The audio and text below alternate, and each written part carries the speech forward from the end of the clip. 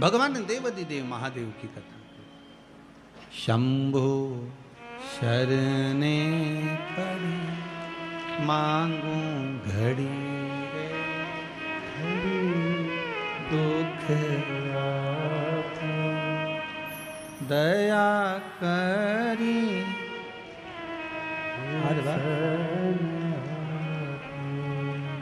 दया करी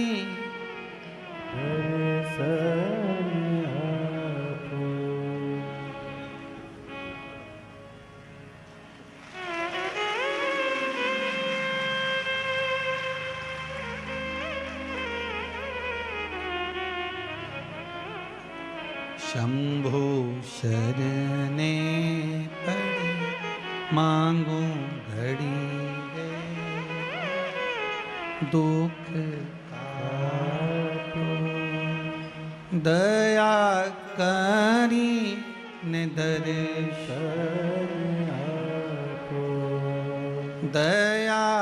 करी ने हर हर महा। भगवान शिव की कथा कर रही है, ओगड़दानी शंभू की कथा कर रही है।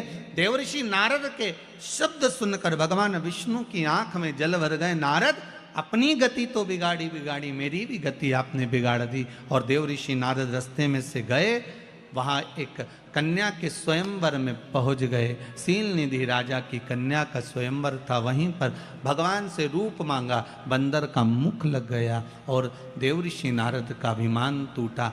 जाकर चंद्रभागा नदी के तट पर देवर्षि नारद ने तप साधना करी।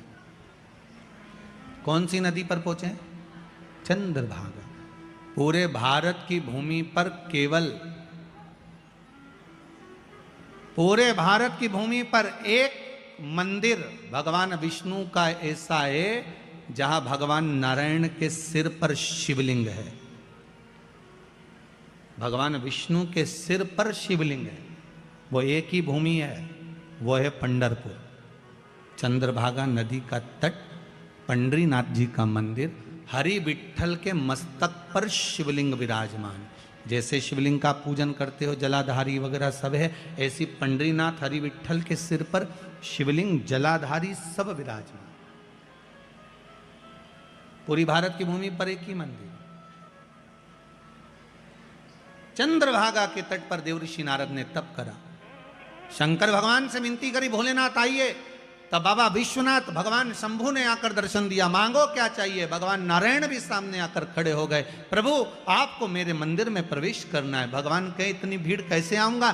भगवान नारायण ने अपने मस्तक पर भगवान शंकर को विराजमान कर लिया। कितना प्रेम होगा देवताओं में, भगवान विष्णु, भगवान शंकर, भगवान ब्रह्मा में।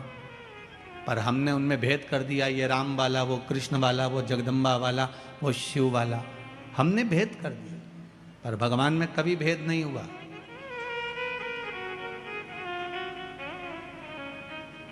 भगवान में कभी भेद नहीं, तीनों एक है, तीनों में कोई विषमता नहीं है। बस हमारी दृष्टि का भेद हो सकता है। हम जैसा चश्मा लगाएंगे वैसा ही तो हमको दिखेगा। हम पहले भी आपको कहें, काला चश्मा लगाओगे सब काला दिखेगा, लाल चश्मा लगाओगे सब लाल दिखेगा, पीला लगाओगे तो पीला दिखेगा। कामी को कामी नजर आता है, अहंकारी को अहंकारी नजर आता है, तृष्णावान को तृष्णावान नजर आता है, साहूकार को साहूकार नजर आता है, बेईमान को बेईमान नजर आता है, ईमानदार को ईमानदार नजर आता है, धर्मात्मा को धर्मात्मा नजर आता है, पुण्यात्मा को पुण्यात्मा नजर आता है, संत को संत, भगवंत को भगवंत नजर आता है, साधु को सब साधु नजर आते हैं। आपकी दृष्टि जैसी होगी, सामने की सृष्टि वैसी ही नजर आएगी। संत तुकाराम जी को रात्रि में नींद नहीं आ रही थी, दरवाजे के बाहर जाकर बैठ गए थे। वहां से 4 चोर चोरी करने जा रहे थे। तुकाराम जी को लगा इतनी रात को ना जाने किसको कौन सा काम अड़ गया, चलो मैं इनकी हेल्प कर देता हूं। संत थे, सब संत नजर आ गए, साधु को सब साधु नजर आ गए। संत तुकाराम जी उनकी हेल्प करने के लिए, उनको सहयोग करने के लिए उनके पीछे जाने लगे। चोरों ने विचार करा तुकाराम आ रहा है, किसी को बता देगा। एक चोर ने कहा चिंता मत करो, अपनी टोली में शामिल कर लो। अपनी टोली में, हाँ। चारों ने कहा सुनो तुकाराम, हमारे साथ चल रहे हो, चलो, मना नहीं है, आधा आधा तुमको भी दे देंगे। तुकाराम जी को लगा कि इनका जो काम होगा आधा मुझे दे देंगे, अच्छा हेल्प कर दूंगा, फ्री तो बैठा हूं रात को, करना क्या, आधी रात को फ्री तो हूं, चलो। तुकाराम जी जैसे ही गए तो चारों की चारों चोर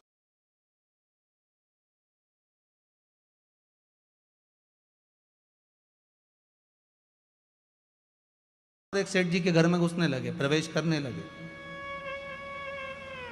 तुकाराम जी बोले मैं चलूं काम करने के लिए। इतने में चोर बोले तुम नए नए हो, तुमको मालूम नहीं है, तुम यहाँ खड़े रहो, अभी आधे घंटे में हम बाहर आ रहे हैं, तुम्हारा हिस्सा तुमको देंगे। तुकाराम जी को लगा कि काम का हिस्सा है, मुझे देंगे। अब ये चोर तो अंदर गए, 1 घंटा हो गया निकल के नहीं आए, 2 घंटे हो गए नहीं आए। तुकाराम जी को लगा कि ये वही सेठ जी का घर है जहाँ रोज शिव महापुराण की कथा होती थी, ये वही सेठ जी का घर है जहाँ रोज रामायण गीता होती, भगवान का भजन होता। ये चारों की चारों तो भजन में बैठ गए और मुझे यहाँ छोड़ गए, मैं भी कितना पागल कि यहाँ खड़ा हूँ, अंदर जाता हूँ। और संत तुकाराम जी जैसे ही अंदर गए, अंदर जाकर उन्होंने जो भगवान का दर्शन करा, एक फोटो दिख गया उनको, फोटो में हरि विठ्ठल दिख गए। तुकाराम जी ने जेब में से करताल निकाली, निकालते से बजाने लगे विठ्ठल विठ्ठल विठ्ठल। जैसे ही करने लगे, चारों की चारों चोरों ने सोचा तुकाराम अंदर आ गया, चारों कोई पलंग के नीचे कोई ऊपर छुप गए। इतने में सेठ जी के नेत्र खुल गए, सेठ जी बाहर आए, गुरुदेव आप आए हो? जिस गुरु को बुलाने के लिए मेरी जिंदगी लग गई, वो गुरु आज तक मेरे घर पर नहीं आया, आज आधी रात को मेरा गुरु मेरे दरवाजे पर आया। गुरुदेव आप आए हो, मैं अभी पानी लेकर आता हूं। और सेठ जी भागे पानी लेने के लिए, पानी लेने जैसे सेठ जी गए वैसे वापिस लौट कर आ गए, पानी नहीं लाए। और लेने गए थे पानी, वापिस आए और आते से पूछा गुरुदेव आप तो कभी अकेले नहीं जाते थे, आज अकेले कैसे आ गए गुरुदेव? संत तुकाराम जी बोले कौन बोलता है अकेले आए, 2 पलंग के नीचे 2 ऊपर हैं, कहा किसने कि अकेले आए? 2 नीचे 2 ऊपर। चोरों ने सोचा ये तो जूते खिलवाएगा, अब तो निकलो बाहर। चारों बाहर निकल के तुकाराम जी के पास खड़े हो गए। सेठ जी गए जल लेने, पानी पिलाया, अंदर गए श्रीफल लाए 5 माला लाए, 5 स्वर्ण की मुद्रा लाए, 5 को दी, प्रणाम करा। प्रणाम कर कर तुकाराम जी से कहा गुरुदेव ऐसी कृपा और करना, आते रहना। तुकाराम जी बोले वो तो इनकी कृपा है जो हम यहाँ आ गए, नहीं तो हम कैसे आते। इतने में तुकाराम जी वापस बाहर निकलने लगे। सेठ जी ने चारों चोरों के चरण पकड़ लिए, भैया बड़ी करुणा करी आपने जो हमारे गुरुजी को लेकर आ गए। इतने में चोरों की आंखों से जल बह रहा था। बाहर निकलकर संत तुकाराम के चरण चोरों ने पकड़ लिए और कहा गुरुदेव जब जब पकड़ाते थे जूता खा कर आते थे, आज जिंदगी में पहली बार पकड़ाए, गले में माला पहनकर आए हैं, बड़ी कृपा है आपकी। इतने में तुकाराम जी ने कहा सुनो, संतों के पीछे चलोगे तो माला ही मिलेगी और कामियों के पीछे चोरों के पीछे चढ़ोगे तो जूते की माला ही मिलेगी। ये संत साधु सन्यासी तपस्वी साधक उपासक भगवंत जितने हैं, इनके पीछे चलने पर, भजन में जाने पर, कीर्तन में जाने पर, नाम स्मरण करने पर, भगवान की भक्ति में डूबने पर जो मिलता है वो दुनिया में किसी को नहीं मिल सकता। वो सुख है, वो सुख है।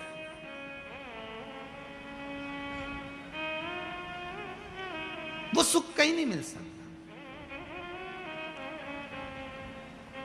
मैं कहने में पीछे नहीं हटूंगा। आदरणीय श्री कैलाश जी विजयवर्गीय जी विराजमान हैं, कहीं मेंदोला जी भी बैठे होंगे, श्रीमय जी मेंदोला। कहने में पीछे नहीं हटूंगा। आपके क्षेत्र के जितनी भी विधानसभाएं होंगी इस इंदौर क्षेत्र के अंतर्गत, कहीं भोजन भंडारे और कथा भागवत इतनी होती कि नहीं होती, वैसे तो बहुत कम सुनने को मिलती है, पर आपका जो क्षेत्र है, जिस क्षेत्र के अंतर्गत कथा चल रही है, इस क्षेत्र के अंतर्गत जिस व्यक्ति से पूछो वो एक ही बात कहता है कि हमारे क्षेत्र के जो विधायक हैं और आदरणीय कैलाश जी हैं या रमेश। अच्छा एक बात और बड़े प्रेम से बोलते हैं, दादा हैं तो वो जो कथा करवाते हैं, जो कथा के बाद में या अन्य समय पर कथा नहीं भी होती, भोजन भंडारे जो होते हैं बड़े सादगीपूर्ण होते हैं। और उस सादगीपूर्ण भंडारे में एक भंडारे ने विश्व रिकॉर्ड तोड़ा है। हमें तो उस भंडारे में नहीं पहुंचा था, पर खबर पूरे भारत में है। वो है पितृ पर्वत पर श्री हनुमान जी के विराजमान होने का। उस भंडारे ने शायद विश्व रिकॉर्ड तोड़ दिया, सारे रिकॉर्ड तोड़ दिए। और एक ऐसा तीर्थ इंदौर नगर को दिया है, जीव रहे ना रहे, हम रहे ना रहे, परंतु वो तीर्थ अजर और अमर हो गया। ऐसा तीर्थ आदरणीय श्री कैलाश जी विजयवर्गीय जी ने, मेंदोला जी ने और इनके साथ की जो टीम है उसने जो प्रदान करी है, उसके लिए बहुत बहुत साधुवाद है। वो बहुत बहुत अच्छी एक पहल और एक आनंद, बाबा की कृपा सुख देने के लिए। और हो संतों के पीछे चलना। तुकाराम जी की कथा कहती है, यहां भगवान विष्णु का चरित्र कर रहा है, देवऋषि नारद का अभिमान तोड़ दिया गया। भगवान नारद जी का अहंकार था, अभिमान था, वो टूट गया। बानर का जो मुख लगा था वो छूट गया, भक्ति में लीन हो। शिव की भक्ति साधारण नहीं है। जितने जितने हमारे यहां पर जैसे कहते हैं ये ब्राह्मण है, ये माहेश्वरी है, ये अग्रवाल है, ये ताम्रकार है, ये स्वर्णकार है, ये चौरसिया है, ये वर्मा है, जैसे हमारे यहाँ कहते हैं ये सेन है, ये चर्मकार है, ये दर्जी समाज से है। हमारे यहाँ कहते हैं इन सब के जितने भी पुराने पुराने गुरु हुए हैं, उन गुरुओं को उठाकर देखना, जितने भी इनको वंश में रहे हैं वो सब शिव के उपासक रहे, शंकर के उपासक। शिव की आराधना के बिना कुछ मिला ही नहीं है। जितने मिले महाराज, भगवान राम जी के दो पुत्र लव और कुश, भगवान कुश की 34वीं पीढ़ी में, भगवान कुश की 34वीं पीढ़ी में श्री अग्रसेन महाराज का जन्म हुआ था, जिससे अग्रवाल समाज की वंश की उत्पत्ति माना गया। 34वीं पीढ़ी में। और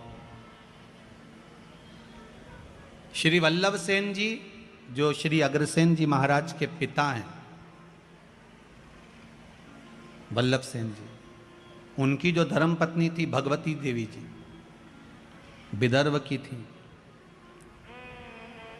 विदर्भ से दो माताएं हमारे यहाँ आई थी, एक सूर्यवंश में, एक चंद्रवंश में। सूर्यवंश में वल्लभ सेन जी की जो धर्म पत्नी है वो विदर्भ की है भगवती माता जी, और विदर्भ से ही श्री रुक्मणी माता जी जो भगवान कृष्ण की धर्म पत्नी है। ये दो विदर्भ से आई।